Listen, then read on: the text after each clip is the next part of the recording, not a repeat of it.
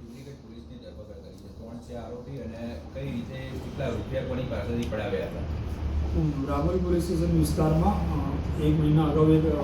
અરજદાર લેડીઝ છે, એમને અરજી આપેલી હતી કે એ અહીંયા વસ્ત્રાલમાં એક ઓફિસ સાહેબની જ્યાં પોતે લોન અપાવવાનું કામ કરે છે, ત્યાં આગળ કોઈ ભાઈ છે જેનું નામ પરેશભાઈ ચૌહાણ છે,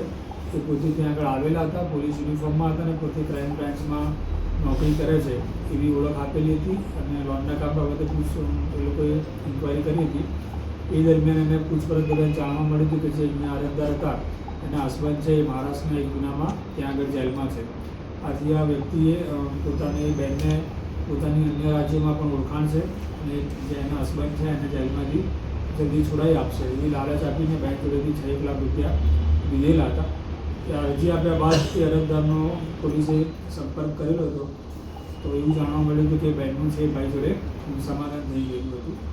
અને એ લોકોને એક સમાધાનનો કરાર પણ બનેલો હતો. ગઈકાલે આ વ્યક્તિને પોલીસ ટ્રેક કરતી હતી ત્યારે ગઈકાલે આ ભાઈ મળી આવેલો હતો અને જે બહેને જે એની ઓફિસ છે અને સીસીટીવી રજૂ કરેલા હતા જેમાં આ વ્યક્તિ પોતે પોલીસ યુનિફોર્મમાં હતો.